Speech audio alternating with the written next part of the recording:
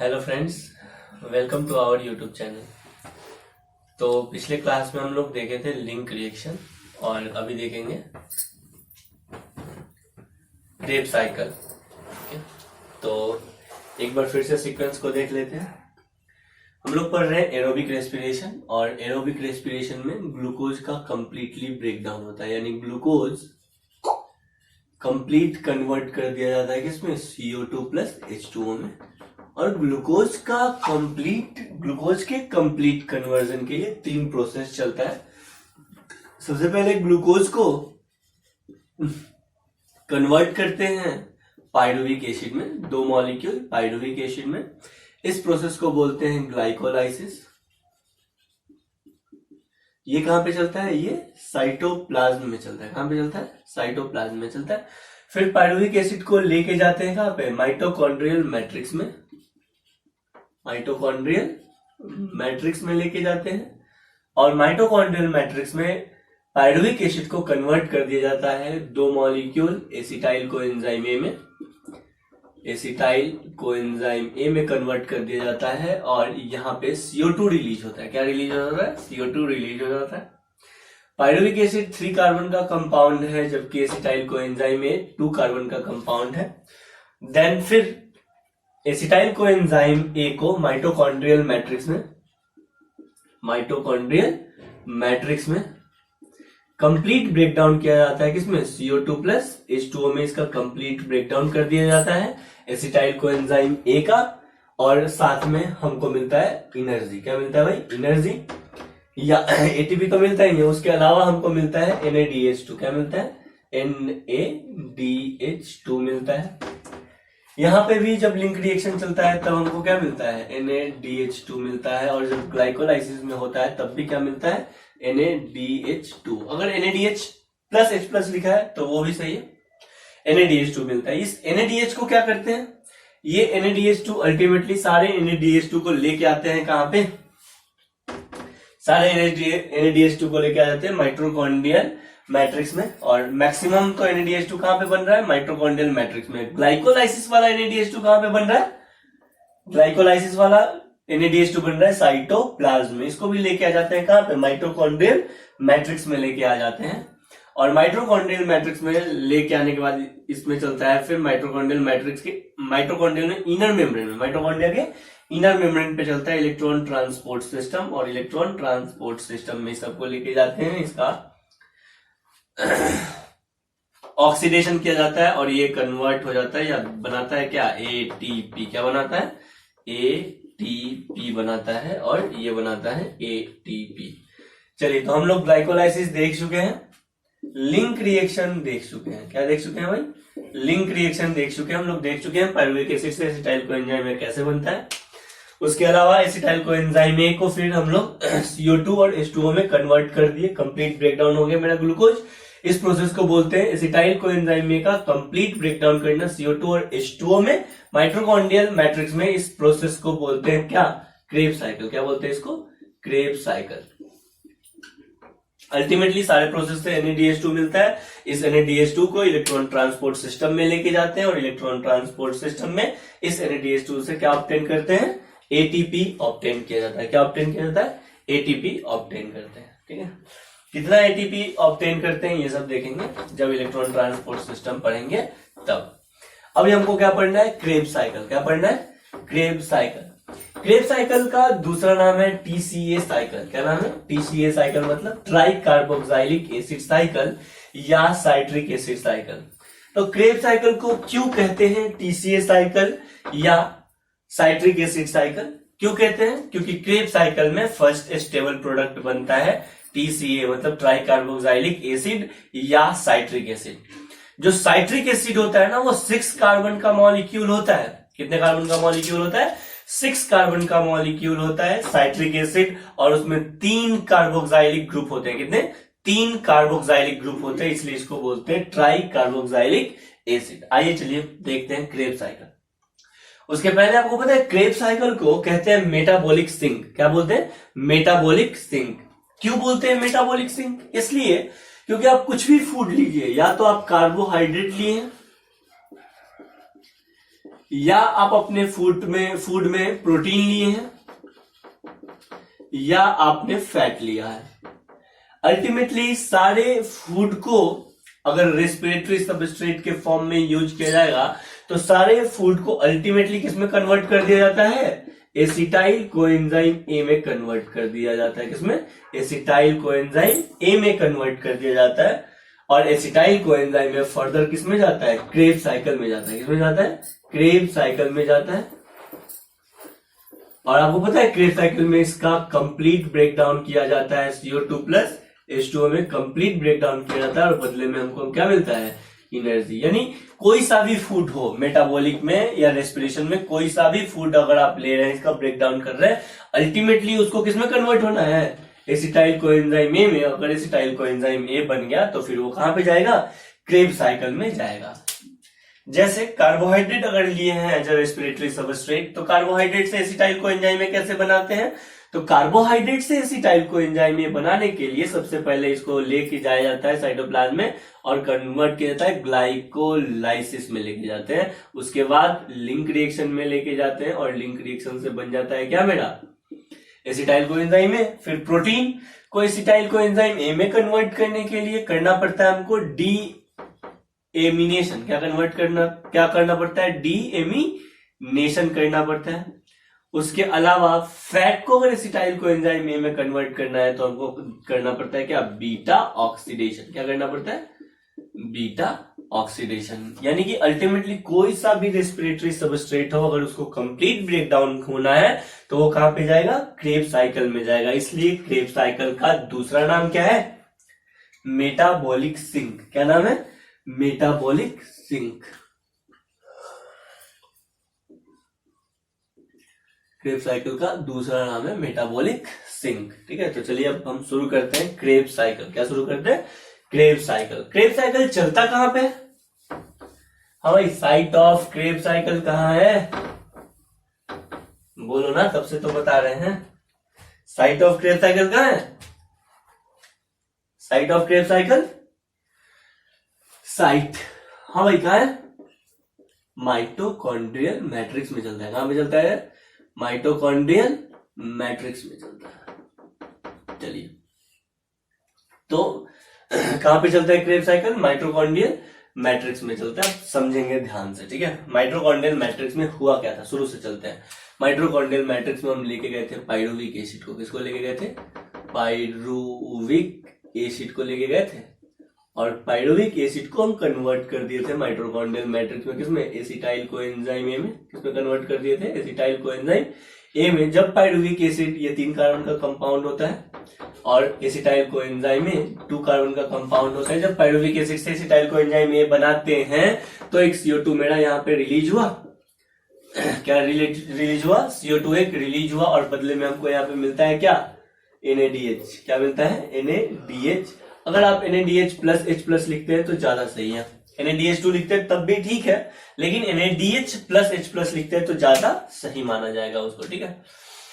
खैर, तो acetyl coenzyme A में कन्वर्ट हो गया पाइरुविक एसिड से एसिटाइल कोएंजाइम में। ये एसिटाइल कोएंजाइम में अब कहां पे जाएगा, क्रेब्स साइकिल में जाएगा। कहां पे जाएगा, क्रेब्स साइकिल में जाएगा। क्रेब्स साइकिल में आप इसको चीज को समझिएगा। जैसे मान लीजिए मेरे पास 2000 रुपए है, हमको 6000 रुपए वाला मोबाइल खरीदना है। कितना हजार वाला मोबाइल खरीदना है, 6000 रुपए वाला मोबाइल खरीदना है। 6000 का मोबाइल खरीदना है, ठीक है। 6000 का मोबाइल खरीदना है तो 4000 हमको कहीं से उधार लेना पड़ेगा। तो हम 4000 उधार लेंगे कहां से, ऑक्जेलो एसिटिक एसिड से। कहां से लेंगे, ऑक्जेलो एसिटिक एसिड या ऑक्जेलो एसीटेट से लेंगे, ठीक है। तो ये है ऑक्जेलो एसिटिक एसिड या ऑक्जेलो एसीटेट। ये 4 कार्बन का कंपाउंड होता है। यानी 4000 हम यहां से लिए, 2000 मेरे पास था, तो क्या बन जाएगा, फर्स्ट स्टेबल कंपाउंड बन जाएगा 6 कार्बन का। कितने कार्बन का, 6 कार्बन का फर्स्ट स्टेबल कंपाउंड बन जाएगा। यानी ऑक्जेलो एसीटेट या ऑक्जेलो एसिटिक एसिड ये 2 कार्बन वाले एसिटाइल कोएंजाइम ए को माइटोकॉन्ड्रियल मैट्रिक्स में रिसीव करता है और बनाता है 6 कार्बन का कंपाउंड जिसको बोलते हैं साइट्रिक एसिड। क्या कहते हैं, साइट्रिक एसिड कहते हैं। इसी साइट्रिक एसिड को बोलते हैं ट्राई कार्बोक्साइलिक एसिड। क्या बोलते हैं, ट्राई कार्बोक्साइलिक एसिड, क्योंकि साइट्रिक एसिड 6 कार्बन का कंपाउंड है। साइट्रिक एसिड 6 कार्बन का कंपाउंड है और उसके पास 3 कार्बोक्सिलिक ग्रुप होता है, इसलिए इसको क्या बोलते हैं, ट्राई कार्बोक्सिलिक एसिड कहते हैं। आपको पता है जब एसिटाइल को एंजाइम ए को और ऑक्जेलो एसिटिक एसिड को दोनों को एक कॉम्प्लेक्स सबस्ट्रेट बनाते हैं और मेरा एक जब दोनों को रिएक्ट कराते हैं तो मेरा बन जाता है क्या, साइट्रिक एसिड या ट्राई कार्बोक्सिलिक एसिड। ये जो काम होता है ना वो स्पेशल एंजाइम के प्रेजेंस में होता है जिसको बोलते हैं साइट्रेट सिंथेज। क्योंकि साइट्रिक एसिड का सिंथेसिस हो रहा है ना, इसलिए क्या बोलते हैं, साइट्रेट सिंथेज। खैर सारे एंजाइम को एक बार देखेंगे, ठीक है। पहले आप ये देखिए कि एसिटाइल को एंजाइम है मेरा माइटोकॉन्ड्रियल मैट्रिक्स में था, माइटोकॉन्ड्रियल मैट्रिक्स में ऑक्जेलो एसिटिक एसिड था या ऑक्जेलो एसिटेट था। ये 4 कार्बन का कंपाउंड है। 4 कार्बन का कंपाउंड 2 कार्बन के एसिटाइल को एंजाइम ए को जब रिसीव करता है तो 6 कार्बन का साइट्रिक एसिड बनाता है या ट्राई कार्बोक्सिलिक एसिड बनाता है। उसके बाद इस साइट्रिक एसिड को कन्वर्ट कर दिया जाता है किसमें, सिस एकोनिटेट में। किसमें कन्वर्ट कर देते हैं, सिस एकोनिटेट में कन्वर्ट कर देते हैं। उसके बाद इस सिस एकोनिटेट को कन्वर्ट कर दिया जाता है किसमें, सिस एकोनिटेट को कन्वर्ट कर दिया जाता है किसमें, आइसोसाइट्रेट में कन्वर्ट कर दिया जाता है। किसमें कन्वर्ट किया जाता है, आइसोसाइट्रेट में कन्वर्ट कर दिया जाता है, आइसोसाइट्रेट में कन्वर्ट कर देते हैं, ठीक है। सारे एंजाइम को एक बार देखेंगे, पहले सारे स्टेप को देख लेते हैं, ठीक है। आइसोसाइट्रेट में कन्वर्ट कर दिया जाता है तो याद रखना है ऑक्जेलो एसिटिक एसिड को रिसीव करता है acetyl co enzyme, ऑक्जेलो acetic acid receive करता है एसिटाइल को एंजाइम ए को, फिर एसिटाइल को एंजाइम ए को रिसीव करने के बाद 6 कार्बन का कंपाउंड बन जाता है citric acid. Citric acid convert होता है सिस एकोनिटेट में और सिस एकोनिटेट कन्वर्ट हो जाता है आइसोसाइट्रेट में। उसके बाद आइसोसाइट्रेट को कन्वर्ट किया जाता है किसमें, ऑक्जेलो सक्सिनेट में। किसमें कन्वर्ट कर दिया जाता है, ऑक्जेलो सक्सिनेट में, ऑक्जेलो सक्सिनेट में कन्वर्ट कर दिया जाता है।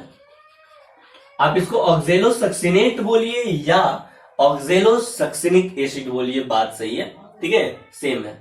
तो ऑक्जेलो सक्सिनेट में कन्वर्ट कर देते हैं। ऑक्जेलो सक्सिनेट के बाद क्या बनता है पता है, ऑक्जेलो सक्सिनेट के बाद बनता है अल्फा कीटो ग्लूटारिक एसिड। क्या बनता है, alpha ketoglutaric acid. Oxalosuccinate के बाद बनता है अल्फा कीटो ग्लूटारिक एसिड,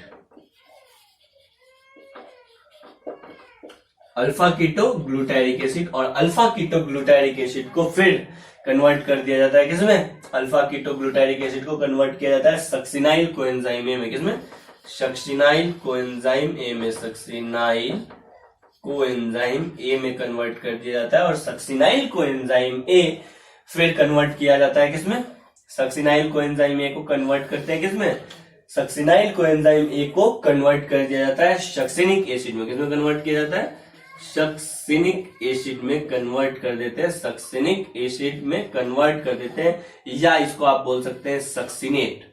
या तो आप सक्सिनिक एसिड बोलिए या सक्सिनेट बोलिए, बात सेम है। सक्सिनिक एसिड में कन्वर्ट कर देते हैं। सक्सिनिक एसिड के बाद इसको कन्वर्ट किया जाता है किसमें, फ्यूमेरेट में कन्वर्ट कर देते हैं। किसमें, फ्यूमेरेट में कन्वर्ट कर देते हैं। और फ्यूमेरेट के बाद इसको कन्वर्ट करते हैं किसमें, फ्यूमेरेट के बाद इसको कन्वर्ट कर देते हैं किसमें, मैलेट में। किसमें कन्वर्ट कर देते हैं, मैलेट में कन्वर्ट कर देते हैं। और मैलेट के बाद इसको कन्वर्ट कर दिया जाता है अगेन किसमें, ऑक्जेलो एसिटिक एसिड में कन्वर्ट कर दिया जाता है। इसमें ऑक्जेलो एसिटिक एसिड में कन्वर्ट करते हैं। चले एक बार पूरे स्टेप को ध्यान से समझते हैं। ऑक्जेलो एसिटिक एसिड पहले से माइटोकॉन्ड्रियल मैट्रिक्स में था। ऑक्जेलो एसिटिक एसिड को रिसीव किया कौन, acetyl coenzyme A.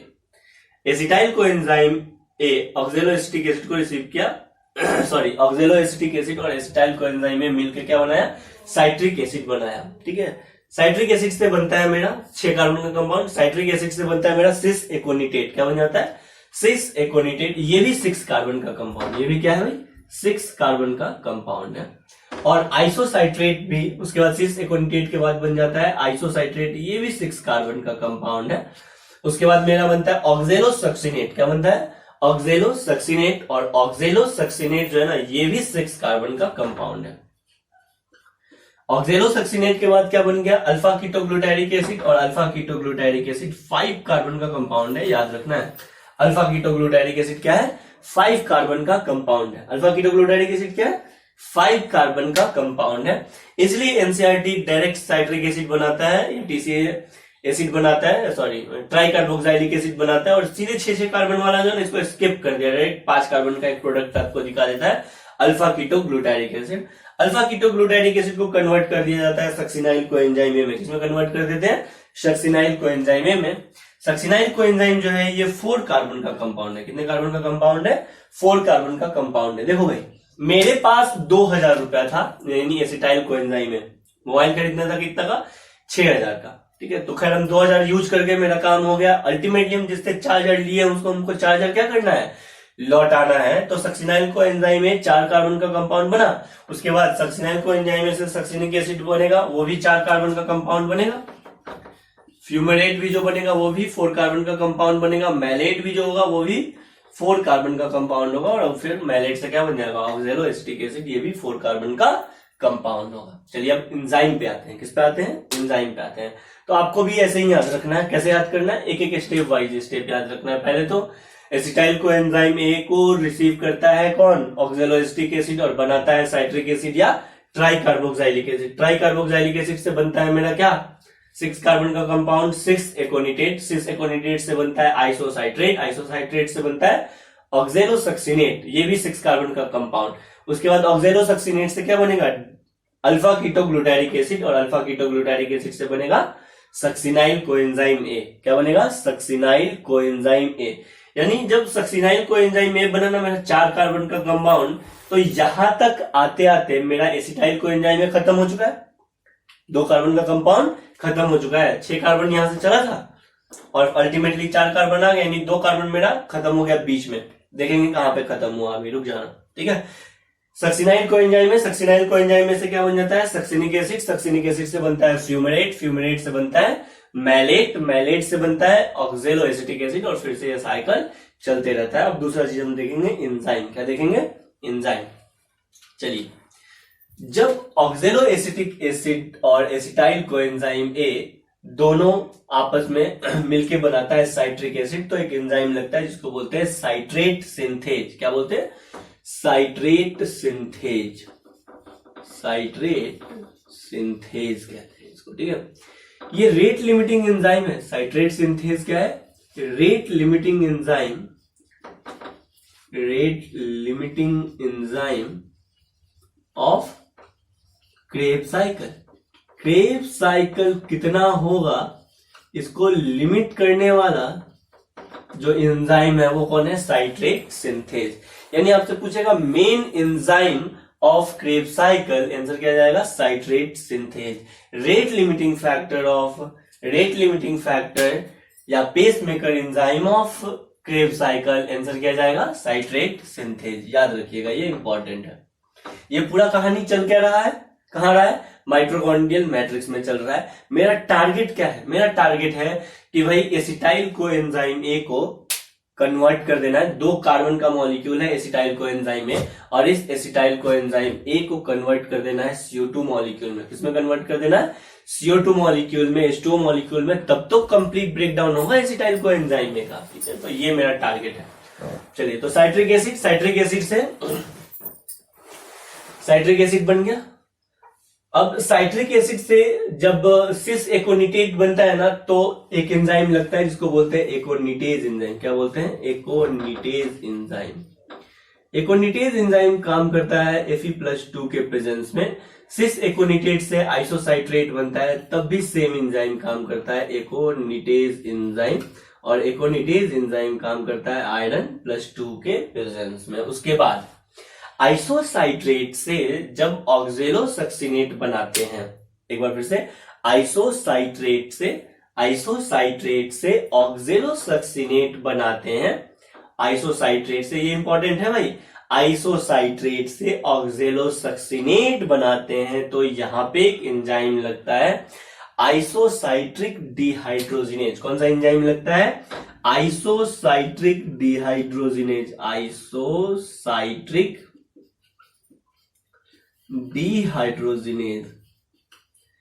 Dehydrogenase enzyme लगता है। और जब डिहाइड्रोजिनेज एंजाइम कहीं पे भी लगेगा, क्या डिहाइड्रोजिनेज यानी हाइड्रोजन रिमूव होगा, और हाइड्रोजन रिमूव होगा तो हाइड्रोजन कहां पे जाएगा, सिंपल सा बात है, उस हाइड्रोजन को कौन ले लेगा, उस हाइड्रोजन को ले लेगा NaDH, कौन ले लेगा, NaD प्लस ले लेगा, ठीक है। और NaD प्लस इस हाइड्रोजन को ले लेगा और बना देगा क्या, NaDH प्लस H प्लस बना देगा। तो एक NaDH मेरा यहां पे बन गया, ठीक है। अगर आप NaDH2 लिखते तब भी सही है, लेकिन ज्यादा सही क्या है, NaDH प्लस H प्लस सही है, ठीक है। उसके बाद यहाँ पे एक आइसोसाइट्रेट से जब ऑक्जेलोसक्सिनेट बनता है तब एक NaDH बनता है, ये आपको ध्यान रखना है। उसके बाद ऑक्जेलोसक्सिनेट 6 कार्बन का मॉलिक्यूल है, और ऑक्जेलोसक्सिनेट से हमको क्या बनाना है, अल्फा कीटोग्लूटारिक एसिड। क्या बनाना है, अल्फा कीटोग्लूटारिक एसिड। ये 5 कार्बन का मॉलिक्यूल है। इसका मतलब आपको समझ में आ रहा होगा, एक कार्बन डाइऑक्साइड यहाँ पे क्या होगा, रिलीज होगा। एक कार्बन कहां गया, तो एक कार्बन CO2 के फॉर्म में यहां से रिलीज हो जाता है, एक कार्बन CO2 के फॉर्म में यहां से रिलीज हो जाता है। अब जब CO2 को हटाना है तो कौन सा एंजाइम लगेगा, CO2 को हटाना है तो कौन सा एंजाइम लगेगा, CO2 को हटाना है तो एंजाइम लगेगा डीकार्बोक्साइलेज। कौन सा एंजाइम लगेगा, डीकार्बोक्साइलेज। तो यहां पे लगेगा डीकार्बोक्साइलेज।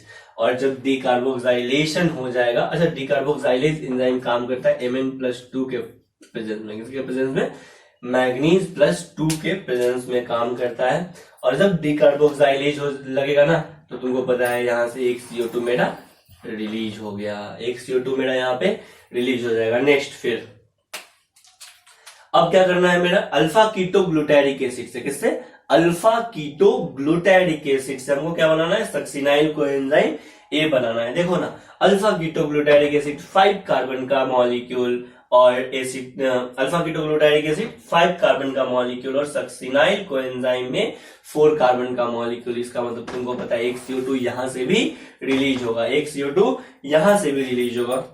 तो चलिए एक CO2 रिलीज यहां से हो जाएगा। और दूसरा, जब अल्फा कीटोग्लूटारिक एसिड से सक्सिनाइल कोएंजाइम A बनता है ना, एक बार फिर से, अल्फा कीटोग्लूटारिक एसिड 5 कार्बन का मॉलिक्यूल, उससे सक्सिनाइल कोएंजाइम A बनता है, तब यहाँ पे एक NaDH और बनता है। और NaDH जब बनेगा तब कौन सा एंजाइम लगेगा, तब एक NaDH और बनता है, NaDH प्लस H प्लस और बनता है, प्लस किससे बनेगा, NaD प्लस से बन जाएगा, NaDH प्लस H प्लस बन जाएगा। खैर यहाँ पे कौन सा एंजाइम लगेगा, अब देखो ना, सिंपल सा बात है, डिहाइड्रोजिनेज भी लगा तब तो NaDH बना, और CO2 निकला यानी डीकार्बोक्साइलेज भी लगा, इसलिए यहाँ के एंजाइम को बोलते हैं डिहाइड्रोजिनेज कॉम्प्लेक्स। क्या बोलते हैं, कौन सा एंजाइम लगा, डिहाइड्रोजिनेज कॉम्प्लेक्स, डिहाइड्रोजिनेज कॉम्प्लेक्स। तो यहां पे लगता है कि dehydrogenase complex. 2 carbon molecule, 2 CO2 को हमको रिलीज करना था एसिटाइल कोएंजाइम वाला, 2 CO2 मेरा यहाँ पे रिलीज हो गया। अब जो 4 कार्बन या जो 4000 रुपया हम लिए थे ऑक्जेलोएसिटिक एसिड से, इसको वापस लौटाना है। तो अल्टीमेटली मेरा यहां तक सक्सिनाइल कोएंजाइम A तक एसिटाइल कोएंजाइम खत्म कर दिया गया, यानी यहां तक ग्लूकोज का कंप्लीट ब्रेकडाउन हो चुका है। सक्सिनाइल कोएंजाइम A तक यानी यहां तक ग्लूकोज का कंप्लीट ब्रेकडाउन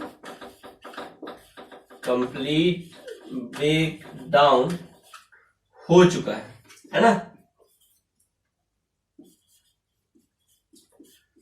यहां तक तो कंप्लीट ब्रेकडाउन हो चुका है। अब अल्टीमेटली जब सक्सिनाइल कोएंजाइम A से ऑक्जेलोएसिटिक एसिड बनाना है तो 4 कार्बन 4 कार्बन 4 कार्बन और 4 कार्बन। आइए देखते हैं कुछ एंजाइम्स को। जब सक्सिनाइल कोएंजाइम A से सक्सिनिक एसिड बनता है ना, एक बार फिर, जब सक्सिनाइल कोएंजाइम A से सक्सिनिक एसिड बनता है तो यहाँ पे एक ATP रिलीज होता है, सबस्ट्रेट लेवल फॉस्फोराइलेशन इसको बोलते हैं। क्या बोलते हैं, सबस्ट्रेट लेवल फॉस्फोराइलेशन। एक यहाँ पे ATP रिलीज हो जाता है, तो एक ATP यहाँ पे रिलीज हो जाता है। ADP से क्या बन जाएगा, ATP, क्योंकि एक सबस्ट्रेट से दूसरा सबस्ट्रेट बन रहा है तब एटीपी रिलीज हो रहा है। और आपको पता है कि जब एक सबस्ट्रेट से दूसरा सबस्ट्रेट बनता है अगर एटीपी रिलीज होगा तो ऐसे एटीपी के फॉर्मेशन को बोलते हैं सबस्ट्रेट लेवल फॉस्फोराइलेशन। क्या बोलते हैं?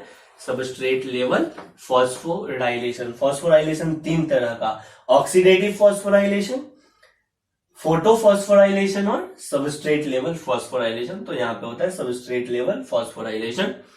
चलिए, आपको पता है प्लांट के केस में तो अगर प्लांट में रेस्पिरेशन होगा तब एडीपी से क्या बन जाएगा? एटीपी बन जाएगा। किसमें? प्लांट के केस में। लेकिन अगर एनिमल है ना, एनिमल, तो एनिमल के केस में एटीपी नहीं बनता है इस जगह पे। किस जगह पे? सक्सिनाइल कोएंजाइम में से सक्सिनिक एसिड बनता है, तब एनिमल के केस में एटीपी नहीं बनता है। एनिमल के केस में बनता है जीटीपी। किससे? जीडीपी से। जीडीपी से क्या बन जाएगा? यहाँ पे जीटीपी बन जाएगा। आया समझ में? खैर, एक एटीपी मेरा यहाँ पे बन रहा है। ये इंपॉर्टेंट क्वेश्चन है कि भाई क्रेब्स साइकिल में एटीपी कहां पे फॉर्म होता है, या substrate level formation, substrate level phosphorylation कहां पे होता है? तो आंसर क्या जाएगा? जब सक्सिनाइल कोएंजाइम में से सक्सिनिक एसिड बनता है तब, या जब सक्सिनाइल कोएंजाइम से ए से सक्सिनेट बनता है तब। आप सक्सिनिक एसिड को सक्सिनेट भी बोल सकते हैं। उसके बाद सक्सिनिक एसिड से हमको क्या बना देना है? फ्यूमेरेट बना देना है। सक्सिनिक एसिड से क्या बना देना है? फ्यूमेरेट बना देना है। जब सक्सिनिक एसिड से फ्यूमेरेट बनाते हैं ना, जब सक्सिनिक एसिड से फ्यूमेरेट बनाते हैं या बनता है तब FAD से यहाँ पे बनता है क्या? FADH2। क्या बन रहा है? FAD से क्या बन जाता है? FADH2 बन जाता है। FAD से क्या बन जाता है? FADH2। आपको याद रखना है, ये इंपॉर्टेंट है। सक्सिनिक एसिड से जब फ्यूमेरेट बनाते हैं, फ्यूमेरेट जब बनेगा तो F यहाँ पे दिख गया, तो जब फ्यूमेरेट बनेगा तो FAD से क्या बना देंगे? FADH2 बना देंगे। और यहाँ पे एक एंजाइम लगता है जिसको बोलते हैं सक्सिनिक डिहाइड्रोजिनेज। क्या बोलते हैं? Succinic dehydrogenase. देखो ना, जहां पे डिहाइड्रोजिनेज लगा था वहां पे NADH बना था, है कि नहीं? यहाँ पे सक्सिनिक एसिड से डिहाइड्रोजिनेशन करवाएंगे तो फ्यूमेरेट बनेगा, तो यहाँ पे बना देगा FADH2। क्या बना देगा? FADH2। NADH2 नहीं बना के FADH2 बना देगा। और यहाँ पे जो एंजाइम लगेगा उसको बोलते हैं सक्सिनिक डिहाइड्रोजिनेज। क्या बोलते हैं? Succinic dehydrogenase. आपसे क्वेश्चन पूछा जाएगा ये जो सक्सिनिक डिहाइड्रोजिनेज है इसका यूज कहां पे होता है? तो सक्सिनिक एसिड से फ्यूमेरिक एसिड या फ्यूमेरेट बनाने में होता है। दूसरा क्वेश्चन पूछा जाता है कि भाई ये सक्सिनिक डिहाइड्रोजिनेज एंजाइम कहां पे प्रेजेंट होता है? आपको आंसर करना है, ये बहुत इंपॉर्टेंट है। सक्सिनिक डिहाइड्रोजिनेज कहां पे प्रेजेंट होता है? तो सक्सिनिक डिहाइड्रोजिनेज प्रेजेंट होता है कहां पे? इनर मेम्ब्रेन ऑफ माइटोकॉन्ड्रिया पे। कहां पे प्रेजेंट होता है? Present on inner membrane of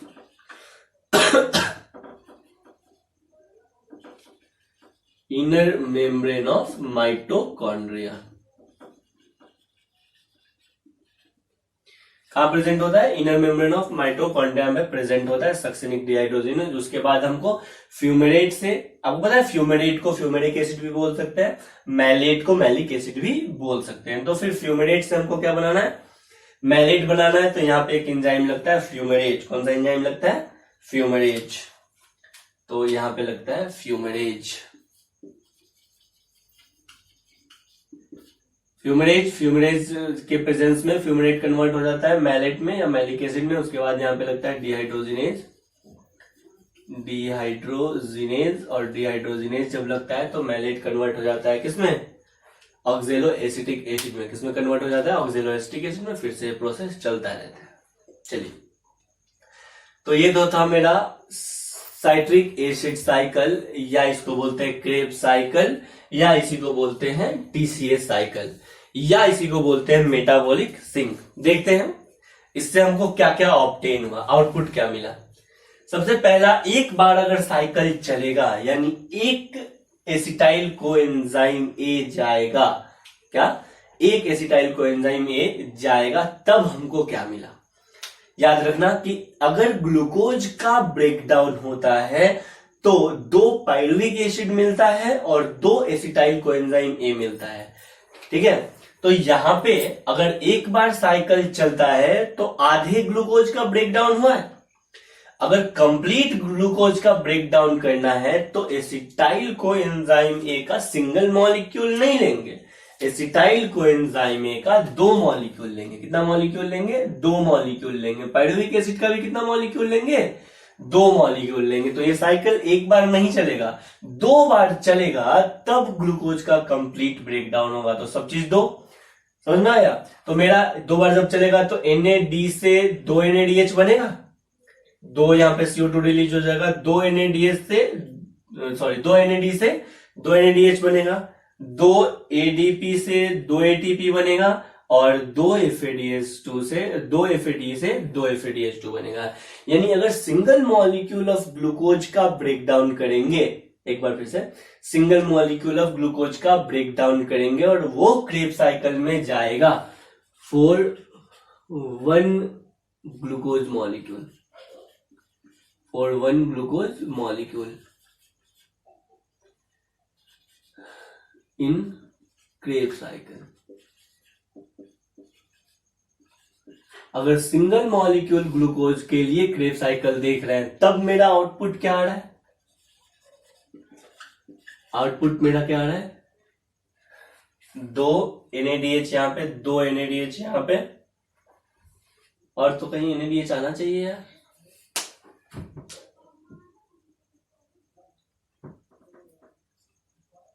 दो NADH यहां पे और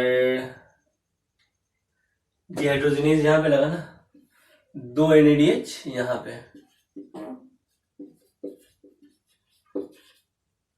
2 NADH प्लस से 2 NADH plus H plus, 2 NADH plus H plus, ठीक है। तो मेरा 2 2 4 और 2 6, तो मेरा आउटपुट क्या आया? 6 NADH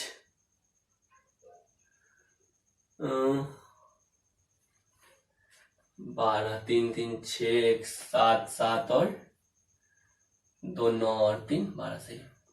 तो 6 NADH प्लस H प्लस आया एक ग्लूकोज मॉलिक्यूल के लिए। उसके बाद 2 FADH2 आया, 2 FADH2 आया, उसके बाद 2 ATP आया। क्या आया? 2 ATP आया। ये मेरा हुआ आउटपुट किसका? क्रेब साइकिल का। यानी सिंगल मॉलिक्यूल अगर ग्लूकोज का ब्रेक डाउन करते हैं तब क्रेब साइकिल से हमको क्या ऑब्टेन हुआ? 6 NADH2 हुआ। क्या ऑब्टेन हुआ? 6 NADH हमको मिला। उसके अलावा क्या मिला? 2 FADH मिला। उसके अलावा क्या मिला? 2 ATP मिला। क्या मिला? 2 ATP मिला। ठीक है, तो ये याद रखना है आपको। पता है एक NADH2 या एक NADH 3 ATP देता है। कितना ATP देता है? 3 ATP देता है। तो 6 NADH कितना ATP देगा? 18 ATP देगा। कितना ATP देगा? 18 ATP देगा। एक FADH 2 ATP देता है, तो 2 कितना देगा? 4 ATP देगा, और 2 ATP मेरा यहां पे है। यानी अगर ग्लूकोज मॉलिक्यूल का ब्रेकडाउन होगा, अगर ग्लूकोज मॉलिक्यूल का सिंगल मॉलिक्यूल ग्लूकोज का ब्रेकडाउन होगा और एक बार सिंगल मॉलिक्यूल ग्लूकोज का ब्रेकडाउन होगा, तब हमको पूरे क्रेब साइकिल से कितना एटीपी मिलेगा? 24 एटीपी मिलेगा। कितना एटीपी मिलेगा भाई? 24 एटीपी मिलेगा। लेकिन कब 24 एटीपी मिलेगा? जब 6 NADH और 2 FADH इलेक्ट्रॉन ट्रांसपोर्ट सिस्टम में जाएगा तब। लेकिन अगर आपसे क्वेश्चन पूछा जाए कि भाई क्रेब साइकिल से डायरेक्ट एटीपी कितना मिलता है, क्रेब साइकिल से डायरेक्ट एटीपी कितना मिलता है अगर एक बार साइकिल चलेगा, तब आंसर जाएगा 1 एटीपी मिलेगा। कितना एटीपी मिलेगा? 1 एटीपी। दूसरा क्वेश्चन आपसे पूछा जाएगा कि सिंगल मॉलिक्यूल ऑफ ग्लूकोज का ब्रेकडाउन किया जाएगा तब डायरेक्ट एटीपी क्रेब साइकिल से कितना मिलेगा, तब आंसर जाएगा 2। ठीक है, दूसरा क्वेश्चन। इसी क्वेश्चन का लैंग्वेज चेंज करके आपसे पूछा जाएगा कि अगर सिंगल मॉलिक्यूल ऑफ ग्लूकोज का ब्रेकडाउन किया जाएगा तो टोटल एटीपी कितना मिलेगा। ठीक है, डायरेक्ट एटीपी नहीं, क्या पूछेगा? टोटल एटीपी कितना मिलेगा, तब आंसर क्या जाएगा? 24 एटीपी जाएगा। दूसरा क्वेश्चन अगर आपसे पूछा जाए कि अगर क्रेब साइकिल का सिंगल साइकिल चलता है, कितना साइकिल चलता है? सिंगल साइकिल चलता है, तब एटीपी कितना मिलेगा। तो सिंगल साइकिल में सारा कहानी 1 हो जाएगा, 2 से डिवाइड कर दो तो कितना? 12 एटीपी। कितना एटीपी? 12 एटीपी मिलेगा। तो इस तरह का क्वेश्चन आपसे पूछा जाएगा। सारे स्टेप को आपको याद रखना है, ठीक है। कोई भी अगर आपको डाउट है, कुछ नहीं समझ में आ रहा है, तो आप कमेंट में बिल्कुल पूछ सकते हैं, वहां पे मैं जवाब दूंगा। तो ये मेरा क्रेब साइकिल खत्म हो गया। देखो अपना टारगेट तो समझ में आया। यहां तक सक्सिनाइल कोएंजाइम ए तक पूरा ग्लूकोज खत्म हो चुका है, क्योंकि देखो पूरा ग्लूकोज खत्म हुआ है क्योंकि एसिटाइल कोएंजाइम ए का कार्बन मॉलिक्यूल यहां से निकल चुका है। ये जो 4 कार्बन का मॉलिक्यूल है वो क्या था? ऑक्जेलोएस्टेट का ही था, जिसका लिए थे हमको लौटाना था, तो हम लौटा दिए। तो ये हुआ मेरा कार्बन का कंप्लीट ब्रेकडाउन कर दिया गया, एसिटाइल कोएंजाइम ए का कंप्लीट ब्रेकडाउन कर दिया गया। उसके बाद अब हमारे पास बच गया है बहुत सारा क्या? NADH, FADH। इसको हम इलेक्ट्रॉन ट्रांसपोर्ट सिस्टम में जाएंगे। ये जो NADH, FADH है ना, ये चेक है, इससे एनर्जी ऑब्टेन नहीं कर सकते। इसको बैंक में जाके भजाना होता है, और बैंक क्या है? इसका बैंक क्या है? Electron transport system. तो हम NADH और FADH को लेके जाएंगे कहां पे? इलेक्ट्रॉन ट्रांसपोर्ट सिस्टम में लेके जाएंगे। कहां पे लेके जाएंगे? इलेक्ट्रॉन ट्रांसपोर्ट सिस्टम में लेके जाएंगे। वहां पे इस NADH और FADH का ऑक्सीडेशन किया जाएगा, और उससे हमको मिलेगा क्या? एनर्जी। अगर आपको वीडियो यूजफुल लगा तो आप चैनल को लाइक कीजिए, शेयर कीजिए, सब्सक्राइब कीजिए, पढ़ाई करते रहिए, है ना। नीट का समय बहुत पास आ रहा है। जो भी आपको टॉपिक पढ़ना है प्लीज आप कमेंट में बताइए, मैं उसको बनाऊंगा। Thank you.